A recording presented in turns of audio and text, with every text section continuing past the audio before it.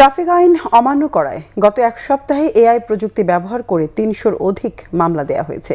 এই ব্যবস্থা পুরোপুরি চালু হলে প্রতিদিন ১,০০০-এর বেশি মামলা হবে বলে জানিয়েছেন ডিএমপি কমিশনার মোহাম্মদ সরওয়ার। দুপুরে রাজধানীর এয়ারপোর্টে সৌর বিদ্যুৎ চালিত ট্রাফিক লাইট উদ্বোধনে এসে সব কথা বলেন কমিশনার। এ সময় কমিশনার জানান, ঢাকা শহরের আধুনিকায়নের জন্যই এমন উদ্যোগ নেওয়া হয়েছে।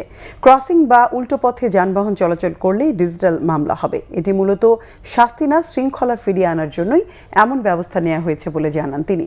আপাতত ৮টি পয়েন্টে ট্রাফিক সিগন্যাল লাইট লাগানো হয়েছে। পর্যায়ক্রমে আরও ৩০টির বেশি পয়েন্টে এই ব্যবস্থা চালু করা হবে বলে জানান ডিএমপি কমিশনার। যারা বিআরটি এর সঠিক নম্বর প্লেট ব্যবহার করে না, তাদের বিরুদ্ধে আগামী ২-১ দিনের মধ্যেই আইনানুগ ব্যবস্থা নেওয়া হবে বলেও জানানো হয়। গত এক সপ্তাহে ৩ শতাধিক মামলা হয়েছে। এটা আমাদের শুরু। আমাদের লোকজন কাজ করতেছে, আমাদের যারা ইঞ্জিনিয়ার, কম্পিউটার ইঞ্জিনিয়ার, তারা কাজ করতেছে। অর্থাৎ ভবিষ্যতে দেখা যাবে যে প্রতিদিন হয়তো ১,০০০ মামলা হবে। একই নাম্বার প্লেটে একাধিক গাড়ি চালানো অপরাধ, প্রতারণা অপরাধ। এইটা বন্ধ করার জন্য আমরা বিআরটি ব্যবস্থা নিচ্ছি এবং আমরা এইটাও বলতেছি, আমরা আজকে একটা গণবিজ্ঞপ্তি জারি করব। অনেকে বিআরটি এর সঠিক নাম্বার প্লেট ব্যবহার করেন না।